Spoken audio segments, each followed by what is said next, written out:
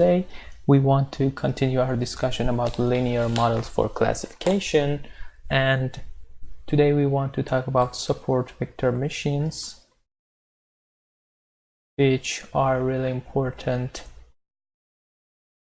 classifiers in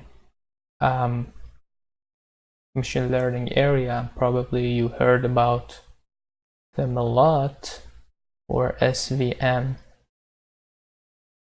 First, we start by linear and linearly separable case for two classes, then we extend our work for nonlinear case. Okay, so let's say we have two classes problem and the data are linearly separable. Okay, now in this case we know that there exists a classifier and decision boundary such that it is a hyperplane that can classify all the data correctly.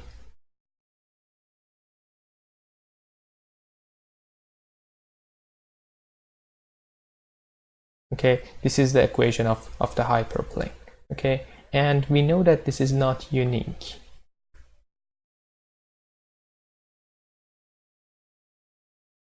And one of the problems of perceptron algorithm was that it may be converged to any of these solutions. Let's plot that for you to get some understanding and intuition about that. So if the data are like this, then this hyperplane is perfectly classify these two categories. This one also do the same thing, this one do the same, and so on. Okay, so but let me ask you a question. Wow, this is so okay.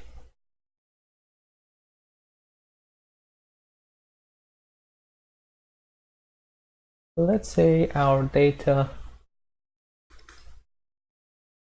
here, we have some data, then I will ask you, this is better or this is better. Okay, which one? Let me to draw one of them with another color. Okay, which one is a better classifier? Both of them on training data has accuracy 100% because they separate these classes perfectly.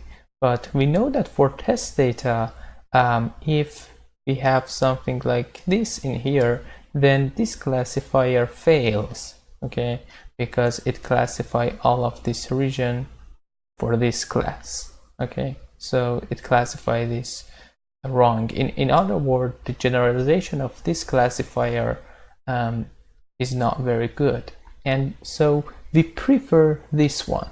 But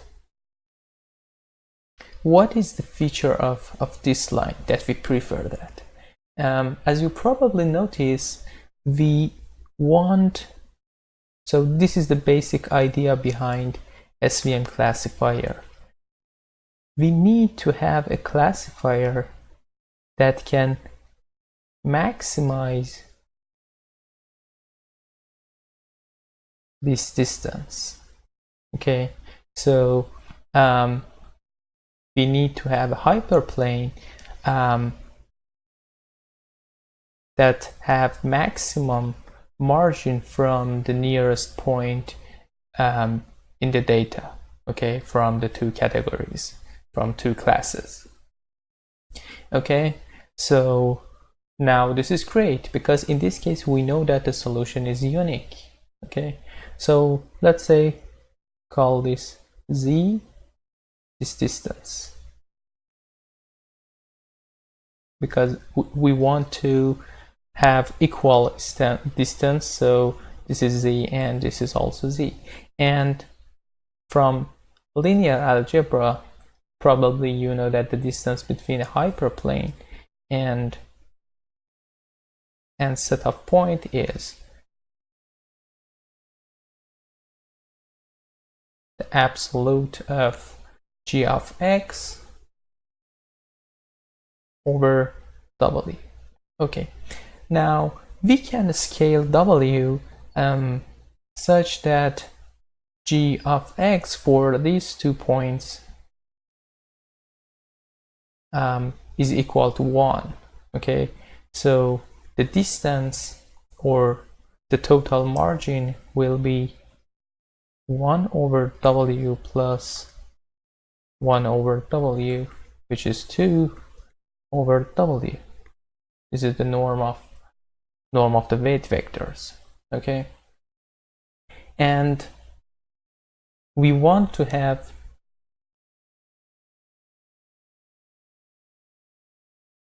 this value for, let's say, this is class first, and we show the first class with omega 1 and show the second class with omega 2. So for one class we want to have this is greater than 1, okay, because all of these data have distance greater than 1. Okay, so for all of the data belongs to class 1, we need this condition, and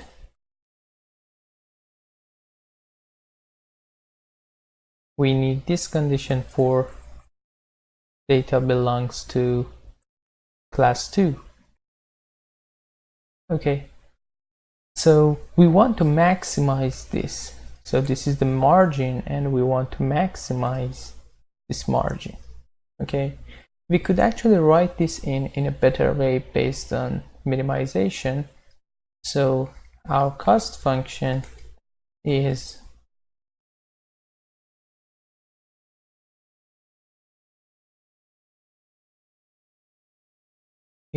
this, and so this problem is equivalent to this problem. We want to maximize this. In this case, we want to minimize this cost function subject to yi. These two conditions we can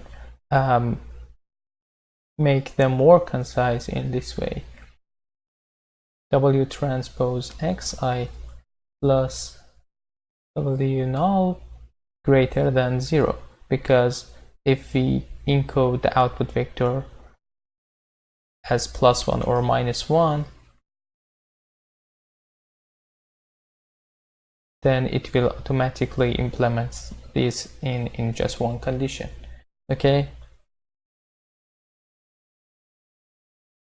so again, the idea behind the SVM classifier is to maximize the margin to the nearest point. Okay, so keep in mind this fact. Okay, for solving this, actually we could write some conditions. If you don't know a lot about what is KKT condition, it is fine, but if you know that, I just write them. For solving for solution of this problem, the solution must satisfy some conditions that are called KKT conditions.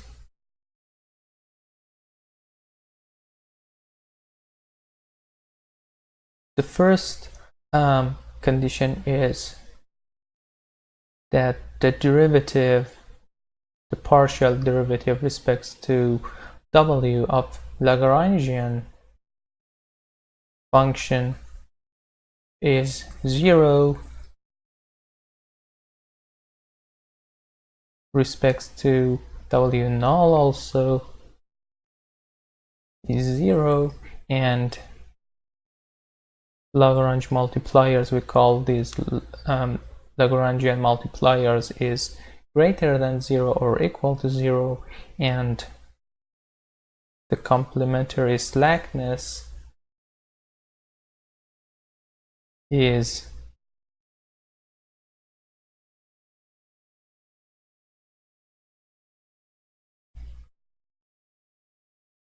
equal to 0. Okay, so these are KKT conditions for the solution of this problem. Now, and the Lagrangian function, if you don't know, W null and lambda is just the cost function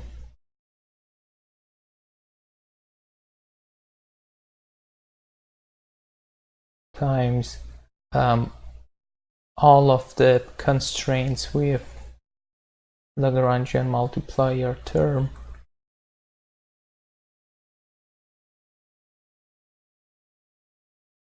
Okay, and okay, if you use these conditions, you can write the base of the classifier is equal to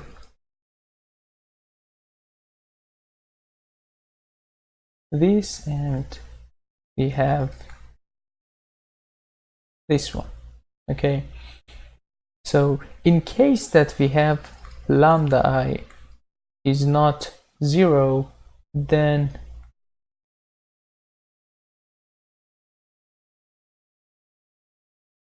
we could write the W sum over 1 to n of s xi. And what is n of s? N of s is number of data points on the margin, on the borders. As you could see in here, we have 1, 2. If I had data in here, this is also on the borders. So I don't need to calculate over all of these points, just over these ones, okay? And we call these support vectors.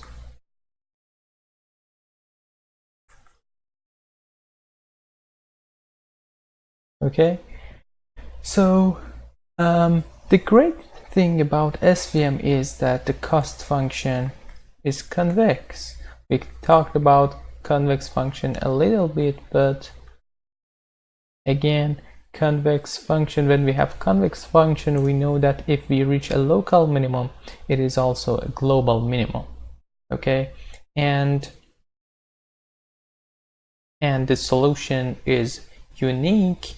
So the SVM solution is unique.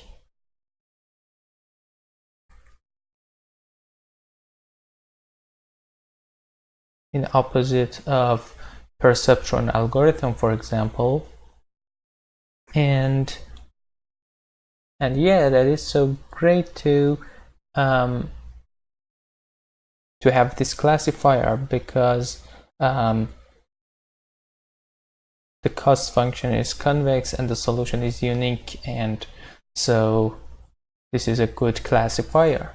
Okay, so this was for linearly separable classes. But if we have non-separable classes, then what should we do? So let's say our data are like this.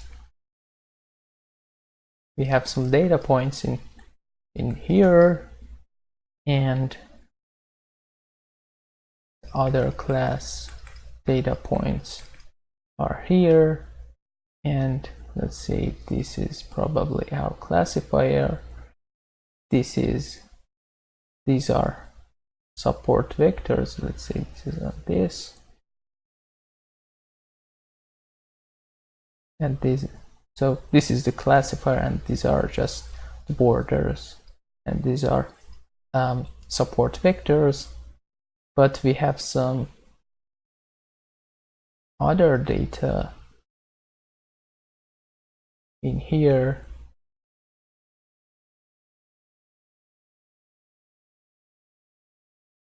As you could see,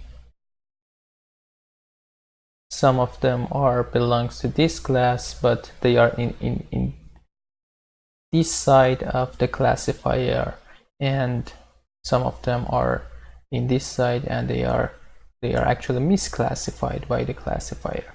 Okay, so in general we have three different categories in this case. The first category is that the vectors that classifier could classify them correctly. Okay, so in this case, and they are outside this region. Okay, so whether they are in here or they are in here. So for these vectors we have yi times w transpose is greater than 0. Okay, for both of this category and these classes data points. Okay, the second category is that the data points that are correctly classified but they are inside these regions. Okay, for example, this one, this one, this one, and this one.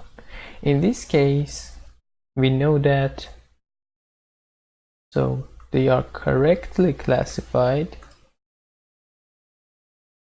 but inside region. In this case we know that yi times this is between 0 and 1, right? And the third class is that the data that classifier misclassifies them. Misclassified data points. For misclassified data points we know yi times is less than 0. Okay,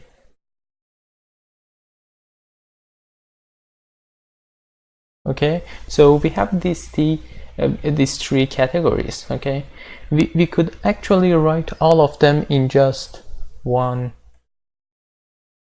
condition,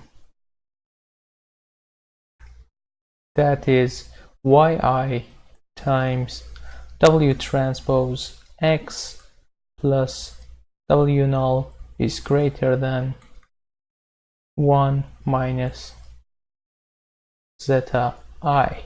Okay, so if we have first category, then for first category we have zeta I equal to 0. In this case it is just 1, and then it is equivalent to this condition.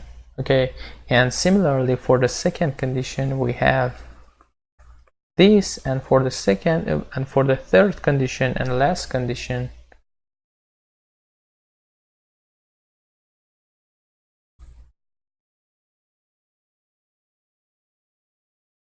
we have this.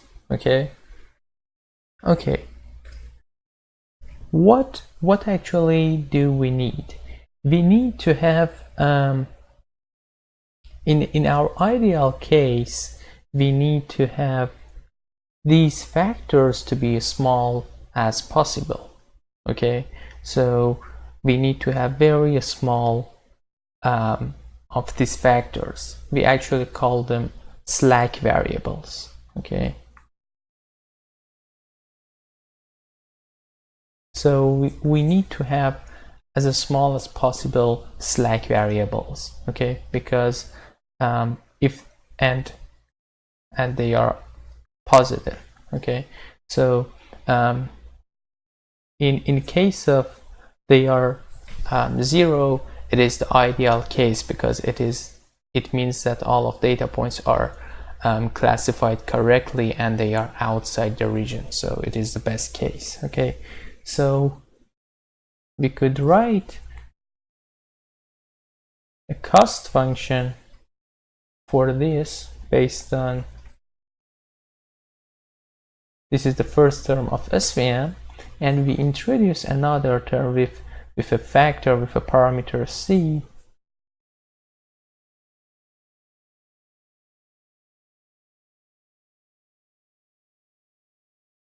and an indicator function based on slack variables. The indicator function is 1 and 0 for slack variables greater than 0, or if it is 0, then there is no cost. Okay, so it is 0. And this parameter actually controls the balance between this term and this term. Okay, so you could actually set that. We will see that in a scalar. You could set how much you should actually set the C. It is a hyperparameter in the SVM algorithm. Okay, but this cost function is not very good because I is not differentiable. So we could actually slightly change this cost function to make it differentiable. So we could write that as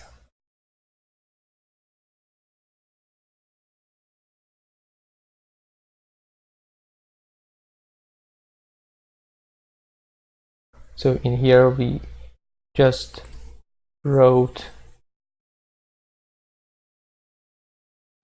slack variables themselves instead of having indicator function based on them. And subject to, we need to have W transpose Xi plus W null is greater than or equal 1 minus slack variables for all data points. Okay, so, and slack variables are greater than or equal to 0. Okay, so this is, it is called CSVM or SVC, and now as you could see in here, we formalize the SVM in non-separable class for non-separable classes and data points. Okay, as you probably know, if we make C so large, then it is equivalent to linearly separable case. Okay, so in the case of as much as you make the C larger, it means that you have more a classifier like this SVM. And actually we call this hard SVM because no data points are allowed in this region. So it is hard SVM. Okay, and actually this is kind of soft SVM because we allow some data points are in this region. So as we make C larger, then we make our classifier more hard. Okay, it makes it closer to hard SVM. Okay,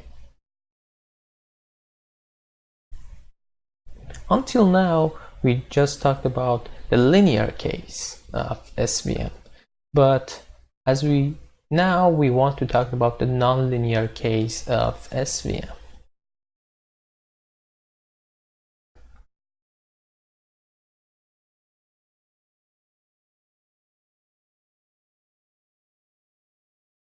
So the data points are not linearly separable in the input features dimensions, but let's assume that we have another space in higher dimensional space, that in that space the data are linearly separable. Okay, so let's say we have a mapping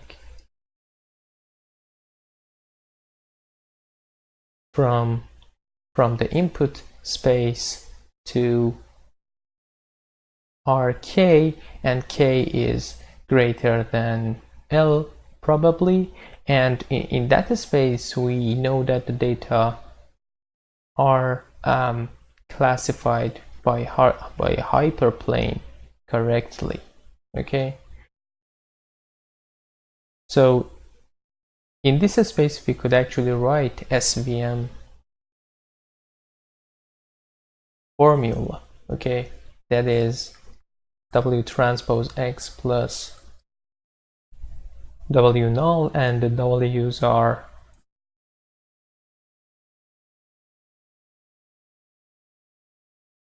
sum over support vectors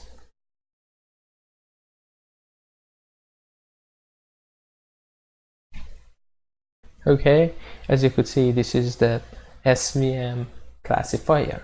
Okay, if we take a naive look at this problem, then we maybe tell that, okay, now we want to have k different inner product. As you could see in here, we just have inner product. Okay, so if we want to make this high dimensional, we just need to have high dimensional inner product. Okay, and so probably we say that, okay, maybe it is not good because the computational complexity is much higher, because commonly we set k to be much higher than L. Okay, so in this case maybe we tell ourselves, okay, the complexity will be much higher because we should calculate this for much higher dimension, and so that is not efficient. But there is a surprise for us. But let's say let's show this with an example. Let's say our data in 2D case, and we define the higher dimensional space as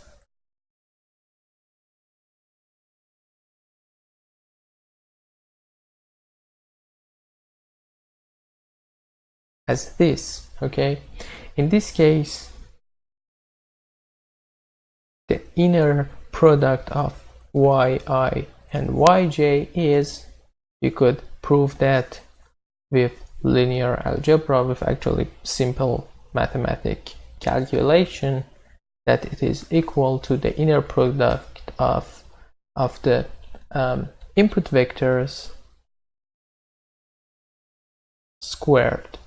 And this is so interesting because if you want to calculate this this term by just having the inner product of these two, then these are so much calculations. Okay, but instead of doing that, you could just calculate the inner product in 2D space, okay, and then just squared it. So this is 3D space, so the calculations are in 3D space, but instead of doing that, you could actually use the inner product in 2D space, but after that just apply a function, scalar function on the result to obtain the inner product in higher dimension space.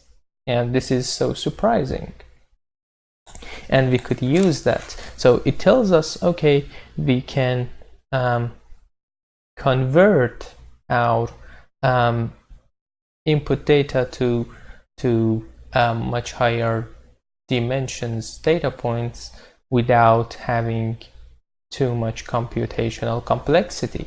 Okay, so we have a theorem in this case. It is called Mercer's theorem. It states that if the data points are in RL and a mapping phi is a mapping such that it is Euclidean space, it is not important that we don't talk about it for now, then we could write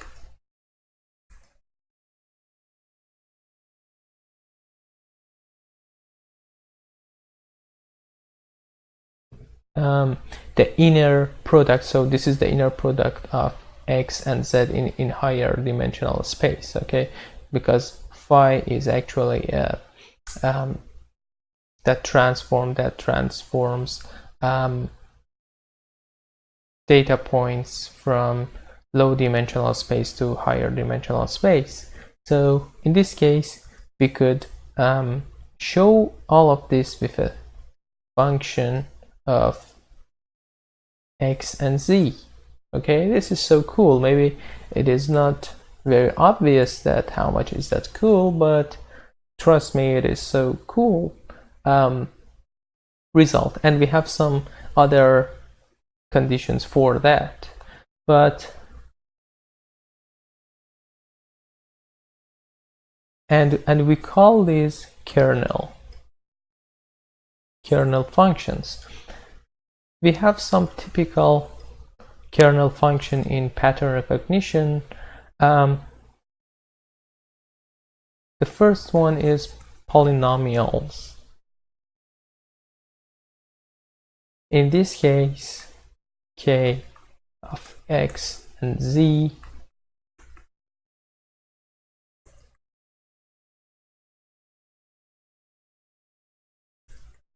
is this, and we have radial basis function in which the kernel defined as minus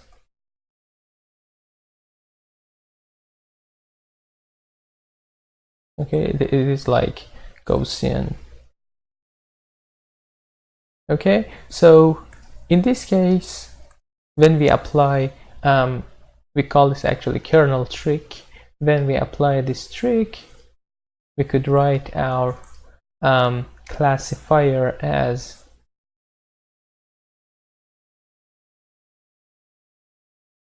lambda I yi k of xi and x. So this is the kernel function, okay, plus w null.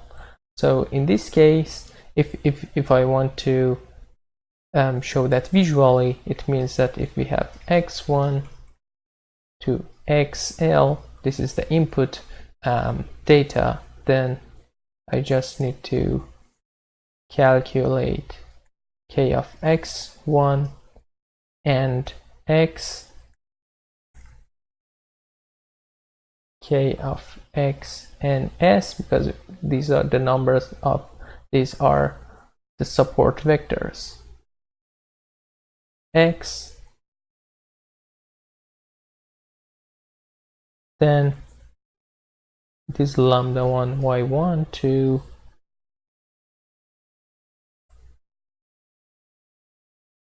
and then just sum and plus w null to get the output. Okay, so in this case we have a nonlinear SVM classifier. Okay, and okay, now we want to see how it is actually work practically, and how should we use that with in Python and with scikit-learn. Okay, as you could see in here, for using SVM in scikit-learn, you need to import svc from svm, and you could see that using that is very easy, and it could take some parameters. As you could see in here, the parameters are c, as you could know, and we just talked about that. What is c? C means that how much do you want your classifier to be hard, and this close to hard SVM. Then another input is kernel. It could be RBF or radial basis function, that is one of the kernels, or linear, which is normal SVM, and polynomial. Okay, and if you pass polynomial, you could pass the degree of the polynomial that is used as kernel function. Okay, after that you have gamma. When you use RBF, as you could see in here, we have this parameter. It is like variance, but in scikit-learn, it's supposed that it is something like this, and it is called gamma. Okay, so for choosing gamma, there is a rule of thumb that you could set the default auto, and it automatically, based on data, set the gamma, okay, for you. And these are the most important parameters. After that, you could just fit your classifier on the data. Okay, another thing that maybe it is good to know about that is see the decision boundaries by the classifier. So as you could see in here, this is the classifier SVM based on two features of iris dataset. It classifies iris dataset data points. It has three different classes, and based on two features that are sepal width and sepal length. Okay, as you could see in here, when we use linear kernel, the decision boundary is linear. Okay, if you use RBF kernel, your decision boundaries are something like circular thing, maybe, as you could see in here. Okay, and so this is cool about kernel trick, that these are linear in very high dimensional space, and so when you convert them back into the 2D space, they are nonlinear. Okay, so this is the kernel trick, and you could see have nonlinear boundaries in this case, and also in the case of polynomial with degree 3 polynomial kernel, we have the decision boundary like this. In most of the times, you should actually treat the kernel as hyperparameter, and for your data you should optimize and find the optimal kernel and the optimal degree if you use polynomial for that, and you should test all of these cases. Okay, for small data sets, SVM is a really good classifier, but for large data sets, the computational complexity of calculating SVM and optimizing its cost function is so much, and so we have another methods for handling those situations.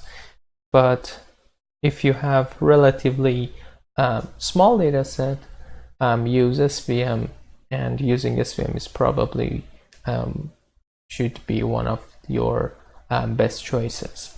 And yeah, that's it. And you could actually use the code in here to reproduce these results. If you have any question, please ask that in Slack channel. Okay, hope to see you in the next session. Bye.